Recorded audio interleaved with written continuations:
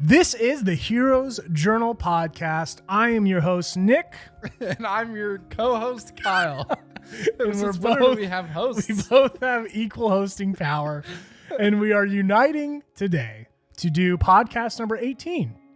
For you guys, this is a particularly exciting podcast because we are in the final hours of our Kickstarter campaign for the Astoria Magic Academy. It's true. It is Thursday right now, Thursday, March 18th. Our campaign ends at 9 p.m. It's about 3:30 yeah. p.m. Pacific Standard Time. Yeah, right so now. Kickstarter stopped counting days. We're in hours now. And we are way higher than we even thought we would be. Yeah, if you were tuning in on, 4 weeks ago, Yeah. we gave our guesses, and both of us were very wrong. I think my guess was like 172 something, and yours. I think I said 213 or 214. Yeah, because I stole yours. I said 172, and you were like, "That's what I wanted to do." And I was like, I'll be the optimistic yeah, one. I'll be the optimistic one. But I guess we were both pretty pessimistic because we are currently hovering around 280,000. Insanity. 280,000. We were like more than our last job's salary off of the guessing. I could have worked at my last job for 5 years. 5 years. long time. But it's interesting. It's interesting, right? Because you and I mean, our current salaries are a lot lower than what we made at our corporate jobs. Way lower. And it's funny because we probably do a lot more work now too. Yeah, it's different. You do way more work at way more diverse hours. Like you'll be working at 10 o'clock sometimes. Sometimes you'll stop working at 1. The nice thing about co-owning a business is you can kind of make that decision. But yeah, and you're working because you want to see something succeed. It's like a mission. It's like a burning desire you have to make the world or to bring your thing into the world, right? So, yeah. And in our situation, to help people become the hero of their story. So it's definitely a different kind of vibe, at least. It's way different than working a corporate job. There's definitely like a level of, at least for me, I'm like a little trying to think of the right word. There's like I'm like a little lightheaded, but not like lightheaded. I'm like, should I call a doctor or something? What's going no, on? I'm like my head's kind of scrambling right now. I'm a little out of it. Foggy. Because I'm aware of like the impending like fulfillment journey we're about to go on. Oh yeah. So I'm a little bit like whole new quest. Yeah, it's a little terrifying. Yeah, like I started a new journal probably like a month or two ago. Yeah. And in my quest, it's been every day I've been writing, like I think it started with $100,000 Kickstarter, which felt crazy to even write down in my own handwriting. Mm-hmm. Then we hit that. Then it was $200,000 Kickstarter, which felt also crazy. We hit that. And then it was $250,000, which was kind of like, it was definitely a pie in the sky number that we had. It was like what we called like an A++. It was like that would be crazy. And now we're even going past that. So in my journal, I don't even know what to write. Yeah. But I'm there with you. I'm starting to think about, okay, life after Kickstarter is, it's about fulfilling the product. Like one of the worst things one of my biggest pet peeves is really big, successful Kickstarters that that are littered with comments of people that are like, you didn't fulfill this, where's my thing? Like all that stuff. Cause it's a shame because part of the Kickstarter process is fulfilling the promise. Like, it's like, that's the other half of it. So It's not just about that big number and where you land. It's way deeper and more important than that. So I like how you pose that as like, it's a new journey, a new quest that we're going to go on. What are you most nervous about? I'm actually pretty confident on the packaging. That's like the thing I am confident. We've had a lot of practice with packaging. Yeah. And we have like the infrastructure now. Yep. And Anthony, who helps us with our shipping, is Big super organized. So organized. Probably the most organized person in the company by far. 100%. Yeah, he's out of town right now. We're kind of doing some light packing to cover him being out. And the system that he's made it so easy for us to just come in and just start working. He keeps a handwritten ledger of all of the days, like all the shipping days and the SKU numbers, memorize them all. But like in 2021, in our garage warehouse, wink, we have a handwritten ledger So that's Yeah. like organizational. Has like a day-to-day account, like what happened in the warehouse on Yeah. March 18th, Yeah. 2021. It's genuinely, it was one of the easiest, like smoothest substitutions Mhm. that I think we've ever made. We were just like, oh yeah, we'll just go in and we'll just do the work. Yeah. No back and forth. So big shout out to Anthony on that. Yeah. So that part I'm actually confident in. I think we can get all of the products, and I'm very confident we can get them all packaged and all that stuff. That's the thing I am confident about. Yeah. You got the talent. So you got the talent and the process. We got the infrastructure. Yeah. We have like space to store things, to pack things. Here are my two problems. Okay. Here are the two things. The two threats to the quest. My two biggest threats. Yeah, let's hear them. Number one is, both of them are things that we cannot control, which is why I'm afraid of them. Right. Is because you can control all the things you can control, and we've done it a lot. We've shipped a lot of items. Oh yeah. We've gotten really confident with that. How many things do you think we've shipped between journals, bookmarks, pins, and I mean, items total? Just items, not even orders, just like Items. Individual items. How many things do you think since we were talking about this? We just wanted to walk. We're talking about like our first Kickstarter. We had no idea how to even ship anything. Since then, how many like legit items do you think we've sent in the mail that have successfully arrived somewhere else? I think we've sent. I think we're actually nearing like the 28,000 journal mark. Journals, but Journals. I'm talking. No. So I'm trying to talk. Okay. I'm talking through it. So then we did that. So 27,000 journals. We didn't start doing merch type items, pins, anything like that. We haven't done anything since June. So before that, That's true. So up until June, it's all journals, which I want to talk about before June a little bit because I think that's a big turning point. I think it's important to talk about. But anyways, so did you want just like a guess, or do you want me to actually talk through this? Give me the big number. Do you want me to talk through it, or do you want to just like have a guess? Nick wants the big number. I'm gonna talk through it then. Okay. So for June, we did one pin.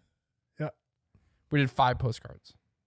Oh yeah, I guess the postcards count. Do we want to count each individual postcard? Just the letter. Okay, the letter. Okay, so we did the letter. We sold 300 of those, plus the pins for everything. Did we do pins for every order? No, just the big one. Just the big one. Just the trilogy pack. Yeah. Yeah. Okay, so we did 300 of those.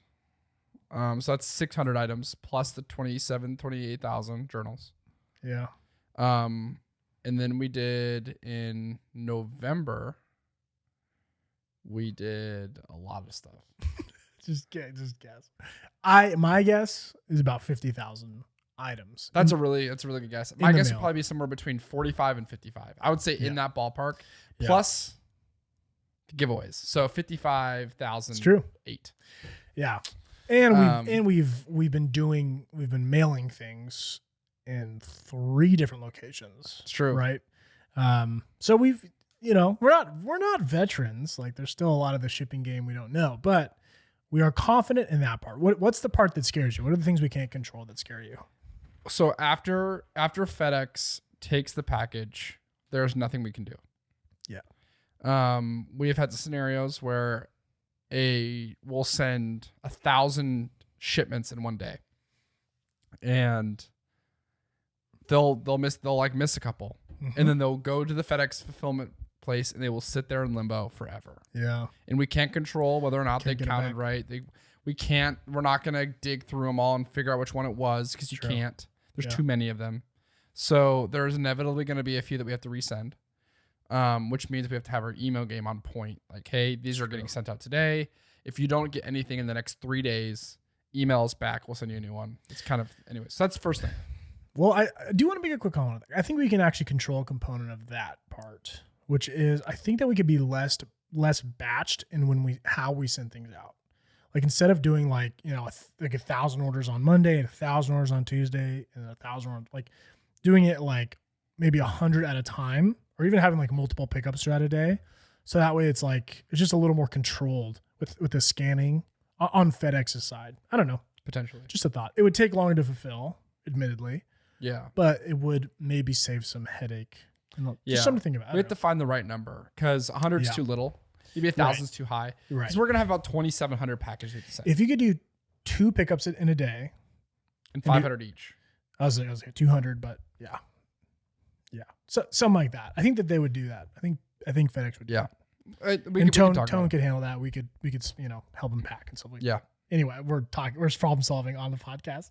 But this is the type of conversation that it has. That's It's true. very much like this. That's true. So this is my other one, and this is where we can get help from those of you watching. But I'm sure if you're watching, you're gonna respond to us super fast. But we have to get the customer information. It's not like a normal shopping cart. That's a really good point. You don't give your shipping information upon checkout. You give it a month later. So what happens is you send out the shipping information email, and you just don't get a response. Yeah. Fortunately, I believe once Kickstarter closes, we get access to your email, so we can like pester you for your information. Yeah. But we can only work as hard as we can, right? Like we can. There's a level of return that you have to get on your shipping information. Right. So it's those two things. Yeah. The Kickstarter process, And PO boxes. Oof. The Kickstarter process, it introduces a second touch point that most e-commerce, purchases don't require. Usually it's just one and done. You have my information, my billing address, my shipping address, all that stuff. Easy, ship it to me. Why doesn't Kickstarter make an autofill address? Because that's the way their business model works. No, but what I'm saying is that if you were able to, like, let's say you're a super backer, right? Yeah. Why are you not allowed to put in your information, and you can click a box that says once this campaign closes, you have my permission to pull in my shipping information automatically. Yeah. You know what I mean? I think they might, but I don't know. That would feel like a pretty easy. I don't know. A lot has changed. It's true. To be They've honest. done a really good job of like the add-ons thing. Pretty interesting. Way better. Crazy timing. Yeah. I think we were one of the guinea pigs that has used the Kickstarter add-on programs. It's so new that you have super backers who are confused about it because they're like, wait, what is this? A new feature? Yeah. Usually add-ons are done after the campaign. Or really like in a weird way during the campaign. Right. Like through some third party Add or $12 and then we'll give you a selection at the end of it's a whole thing. But right now it's like, without getting into the weeds of it, that is terrifying that you get all these pledges from, at this point about 2,600, backers. And then you have to go back to those 2,600 people, go to every single one, get information on, like their address. Do we have to get anything else? I think it's just that. Yeah, we were. This was a big argument before the campaign, but I'm very glad that we had people choose their color on the front end. Yeah, I kind of wish we actually would have gone the survey route.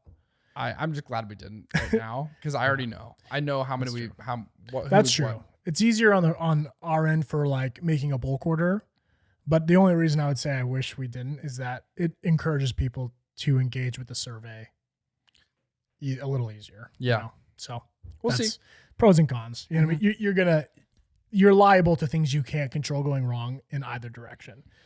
So anyway, to Kyle's point, if you are watching this or hearing this, please respond to the survey. Yeah. Because otherwise we're just going to keep sending you emails. We have an interesting thing. So just for context of where we're at, today's Thursday, March 18th. This will be going out Saturday. The day that Saturday is. I don't know days of the week now. 20th? Maybe the 20th. Okay, cool. And then we will be out of town. Yeah. We're going on vacation. From the 21st Mm-hmm. till the 30th. Yeah. Because we're doing a 5-day vacation on your own. You can do whatever you want. You can go anywhere in the world. We're shutting the business down. 5 days. We need a break. And then we're doing a team retreat. Yep. That Friday through Tuesday. Next weekend. And then that first thing we have to do that. So the hope is maybe getting the survey out tomorrow or Saturday, getting the survey out, the first round of the survey. Yeah. Because, and this is a caveat, we have add-on journals to send. We need to send those by the end of that following week, that first week of April. We want to get those out. Yep. Yeah. There's about 400, which is like it's a lot. It's a lot of journals. Way more than I would have guessed. But it's within a realm of like, Anthony could do that in a day. It's true. I also haven't checked the add-on. I think we've done $30,000 today. I guess that's fair. So I think a lot of those are add-on journals and add-on items and stuff like that. So I'm a little I'm afraid to check, to be honest. Yeah. So it could be a 2-day thing, 3-day thing, who knows? But that's the one thing we have to do is we need to make sure that the add-on information gets in there so we can get those early journals out because we sell something super cool.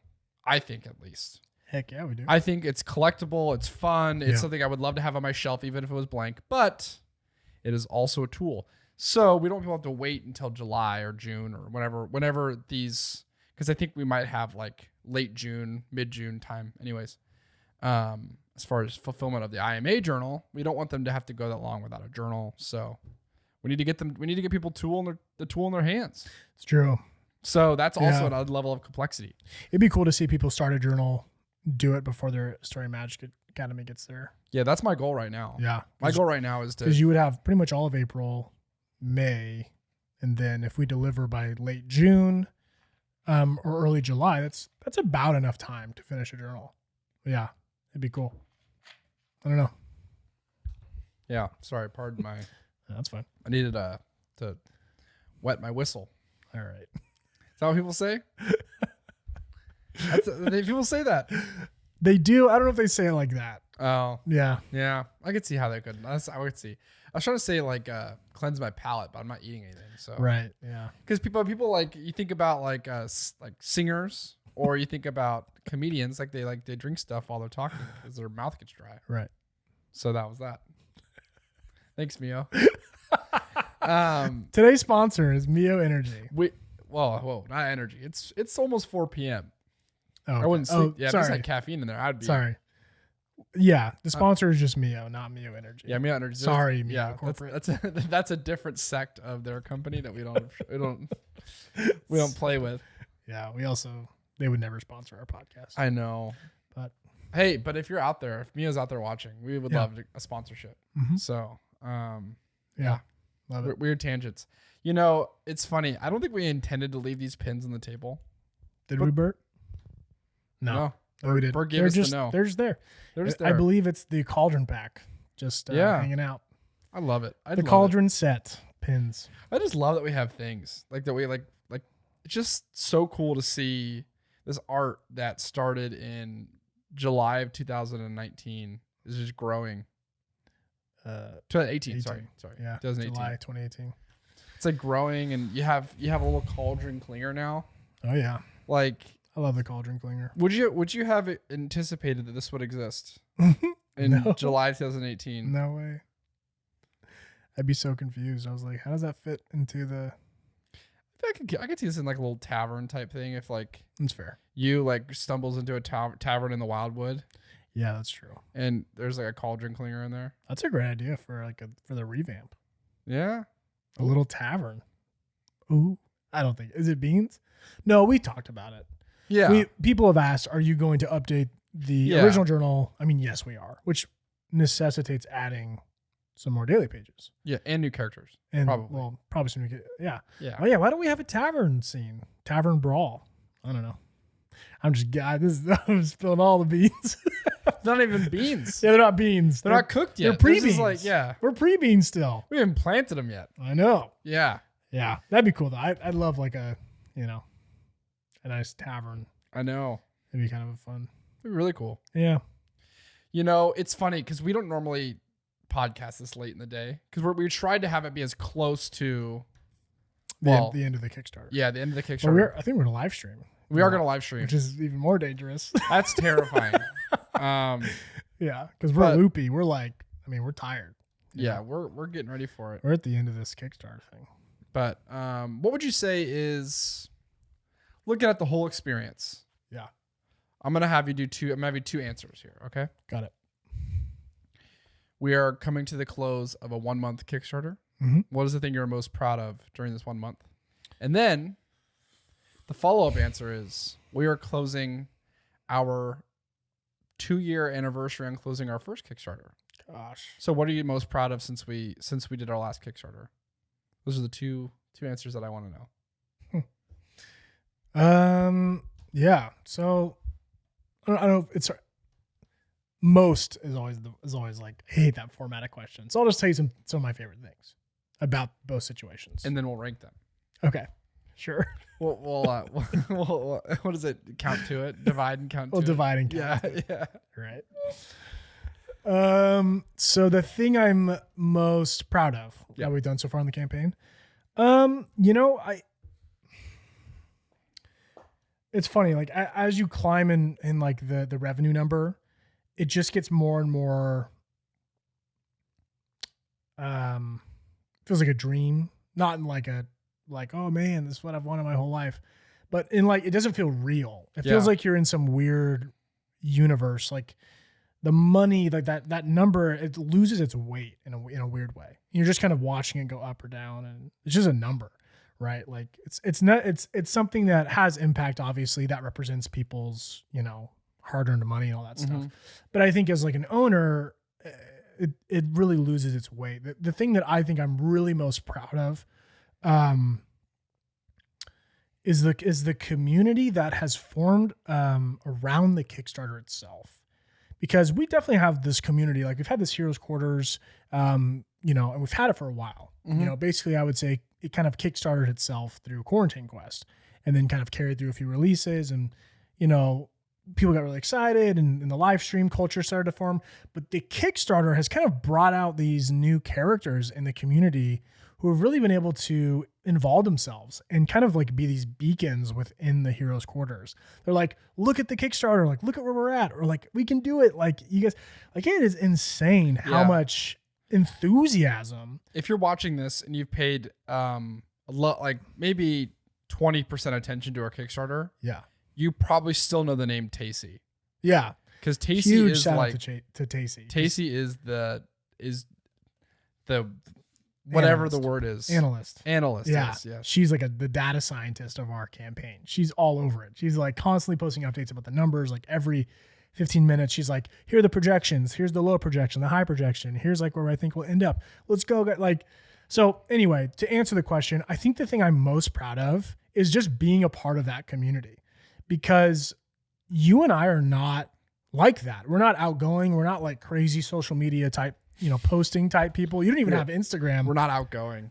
well, like we would never do that. Yeah, I guess what I'm saying. We don't have the enthusiasm for things like I think heroes have the enthusiasm for the campaign or for even the Heroes Journal. So being like in a community with those individuals, with those heroes, and just like seeing like the passion, like almost like reflect off of them, I get like this like secondhand inspiration from that.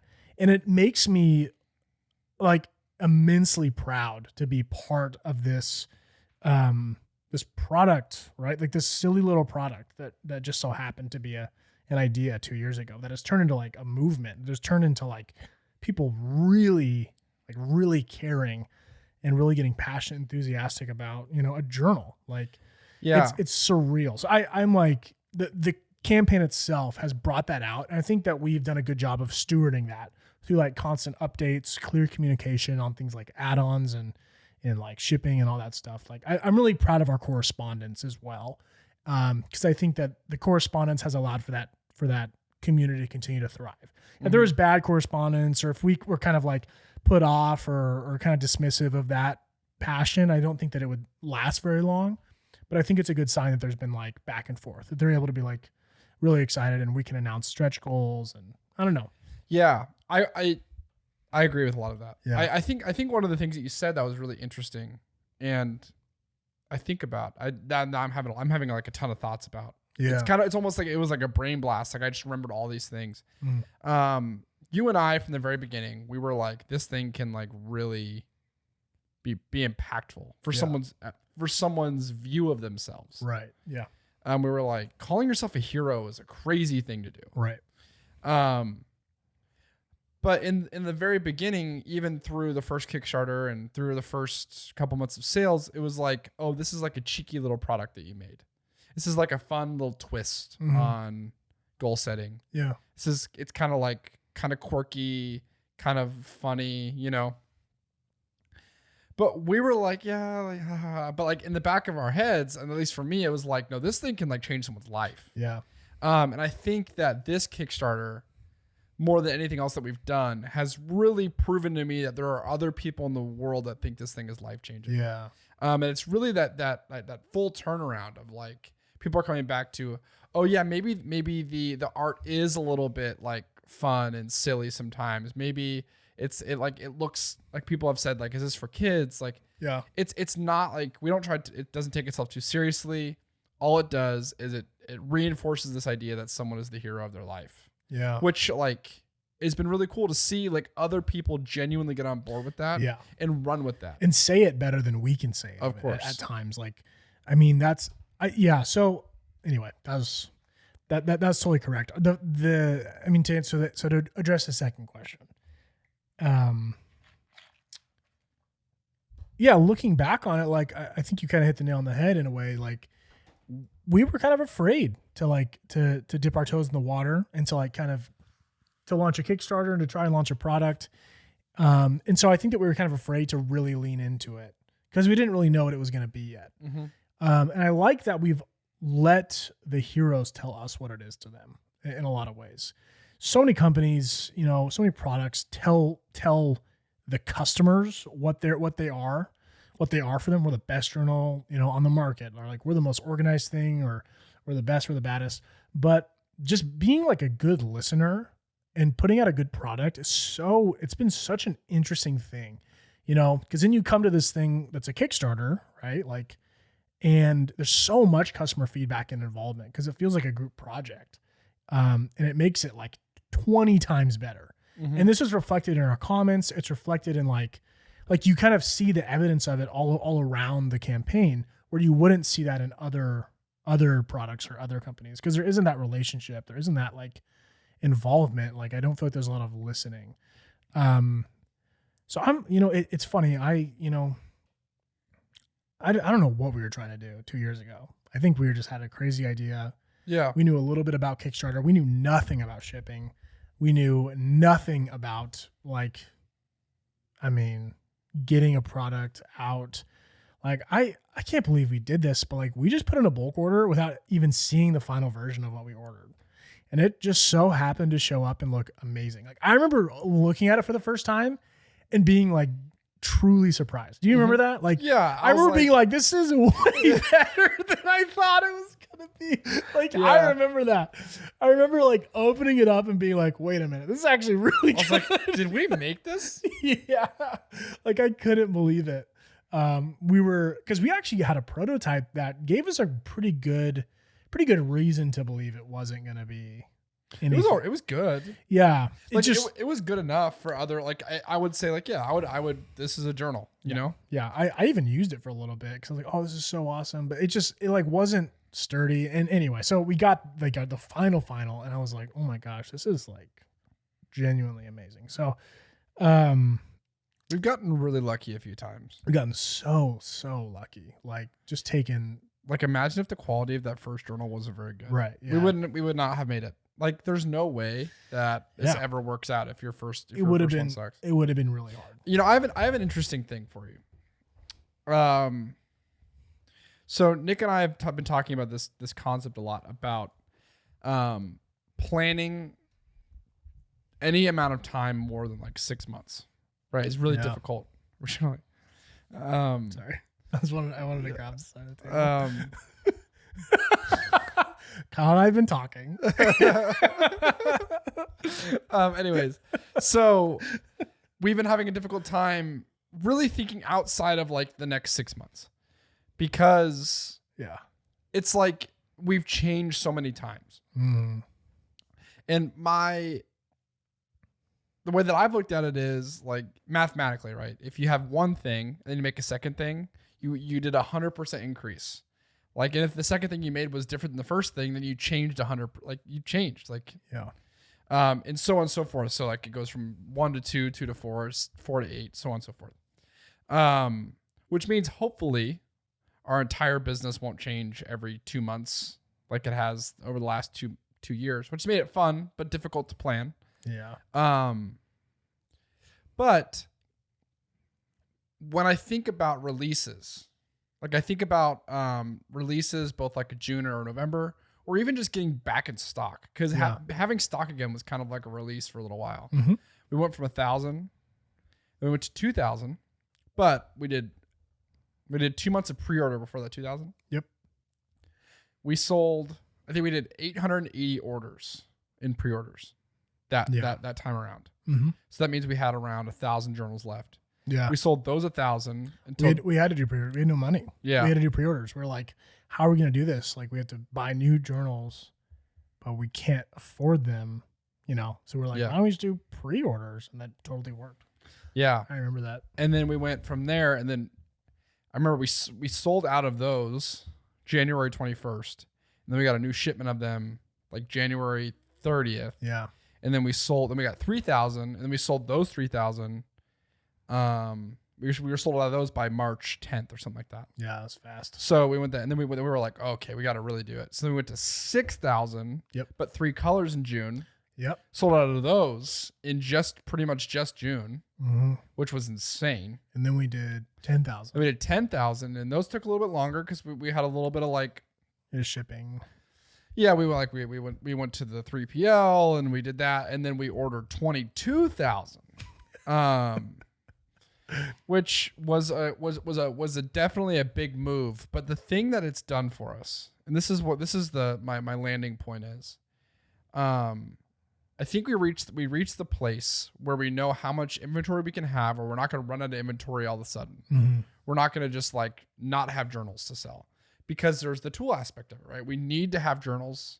It's really important for us to have journals in our store, because that means that we can continually give heroes a tool to tell a better story about their life. Yeah. You don't want to constantly be selling out. Because Yeah. you want to be like, I don't want to say a necessity, but you want to be part of someo's routine. Yeah, Right. exactly. So then they run out of daily pages and they're like, I need a new journal. I got to go Yeah. get one. Ordered, done. Yeah, and it's like it's letting down a hero. Yeah. To not have inventory. I mean, and granted, there are some unavoidables. Like, you're gonna run out of inventory at some point. That is the case. But not doing your best to have inventory in a lot of ways can be letting down a hero, Totally. because they need the tools for their adventure. Yep. Right? That is the way that we look at it. Of course. So yeah, we are now in a place where we have inventory. We're able to do that. So like, now how do we do the other stuff around having inventory? And Right. what does the next 6 months look like? And Yeah. I think that where I want to land this part, and you can jump in, is like, we now have the product. We have a way to fulfill the product. We know how to make a new version of that product that's well received. Mm-hmm. Now it's like, product's taken care of. How do we support the people using it? Yeah. How do we make the hero's experience of our Right. product that we have now figured out literally world class? How Yeah. do we do the 8-star, the 9-star, the 10-star experience if you want to go the Airbnb thing? Yeah. It's like, that's our mission now, is to, Right. we figured out the product thing. Yeah. Now it's hero focused. It is. I mean, I haven't spelled out the bulk orders in a long time. It is absolutely like chaotic to think we went in 2 years. Like, literally 2 years ago, we were sitting around and we couldn't believe that we had just got funded on Kickstarter. We were so excited. Ordered 1,000 journals. So exciting. Now, like, 2 years later, it's like the last bulk order we made was 22,000 units. Yeah, just going from 1,000 to 22,000 is insane. Yeah. Anyway, in the spirit of, so the 6-month thing, right? It came about because there's so much pressure, as an owner of a business to have like a long-term plan, as there should be. Like, you need to know where you're going when you're on the ship. People need to trust the vision you have. But with a company that's so young and kind of so like volatile in a way, like so much can change in a day, 6 months is a long-term plan. Like, a lot of people might disagree with that, but like, trying to plan 6 months in the future right now actually does feel really hard, because there's so much unknown. And so we are pushing to like have like pave the path for the next 6 months. And that path is definitely paved with highlighting customer experience, focusing on hero experience, making sure that every single hero that has a journal knows exactly how to use it, how it fits into their life, and we've been talking about this idea of like, it takes about, on the generous side, 10 minutes to fill out a hero's journal, probably more like 5 minutes, but 10 minutes if you go slow and you're, whatever. And if we could make that 10 minutes of every single hero's day, like the most inspiring, and the most clear and the most exciting, parts, like so that they almost get like a hit of like dopamine or something when they use their journal, like I would be so happy. So I want to focus, the next 6 months all about hero experience. And I want a component of that to be, how do we make that 10 minutes like just super hyper effective, right? Like how do we minimize confusion? How do we maximize like use and becoming a part of people's routines, right? Like, Yeah. that's definitely one of those like long-term things I think that we're really focused on. Yeah, I like that we were in a meeting and you kind of said it like we're like going to war and we're fighting for 10 minutes of someone's day. Yeah. And we're going to like fight tooth and nail for that 10 minutes a day. We're gonna like, and what that looks like, it doesn't look like being brutal and fighting someone and like punching them in the face or something. Which is a weird thing. It doesn't? I thought it, okay. It's about being kind and giving them the resources and telling them that they're able to do it. And it's really weird. It's like, just how do we inspire someone to see themselves how we see them, which is as a hero, and as how they should be treated. Yeah. It's like, I don't get upset when people use other journals, but like part of me is kind of like, you should be using a hero's journal. Like, I think it's the best experience. I really do. Mm-hmm. And, we will continue to make great customer experiences, and we'll continue to make great products that cater to every different kind of customer. But it's like, it's like, okay, like today, like I'm wearing Nike shoes and you're wearing, I guess it's like, your college track, but there's still a Nike symbol on it, right? I'm wearing all Nike right now. Are you really? Okay. Yeah, Nike shoes, Nike pants, and Nike shoes. Yeah, I guess I'm also wearing Nike pants. Anyway, I would assume you're on the same page with me in that you didn't really think about putting Nike on today, but there was a point where you bought the clothes, and that even that decision probably didn't feel like a world shaking decision. It was like, yeah, I'm just gonna. But the decision to put on a pair of Nikes every day is something that has been earned, right, over decades and decades of building a business and billions of dollars in marketing, right? Like, it's not a small thing. It feels like a small thing to us, but it's so subconscious and it's so inundated into, our everyday life. And people are like this with tons of different brands, right? But it's like, I don't recognize any journals that are like that yet. I don't recognize a giant in that space. And there are so many people that are journaling daily. There's so many people that are in that habit that I'm like, gosh, there really should be a Nike, so to speak, a subconscious, winner that is deserving of those 10 minutes, right? Like, that's what I want. It's like people pick Nikes subconsciously or consciously because they think that they're the best shoe or the coolest shoe or the most comfortable shoe or best performing shoe or whatever it may be, but they're on their feet all day. Nike won like the bid to be the representative of that person's foot for a day. Yeah. And that is a huge deal. Yeah. And so, I want to fight really hard, and again, not punching people in the face, but like by winning the opinions and winning the love and support, and being an effective product in people's lives. Like I've been really passionate about that idea lately. Cause I think it'd be great. I have a crazy idea. Yeah. I love it. It's not a real idea. It's no, I hate it. Those cards that like play noises when you open them. Yeah. We record you saying, "Thank you for this 10 minutes." And every time someone flips the page, says thank you for this 10 minutes. But it's a random page in the journal. Yeah. It's like 2 months into it. Thank you for this 10 minutes. Yeah, they have no idea what's going on. And then just one day, it's like, yeah. Yeah, thank you. I think we could probably get like a voiceover person for it, but it's just me. Yeah. I go, hey, thanks. They're like, someone in here with down me? Here. No, it's the journal. I'm talking to you. This is really long. Is this pre-recorded? Yeah. Yes, this is pre-recorded. It's one of those fake answering machines. Yeah. Hello? Just kidding. Leave a message. Just kidding. This isn't a voicemail. Why are we whispering? It's so much creepier. It's me down here. The journals would be like that thick. There's a speaker in the cover.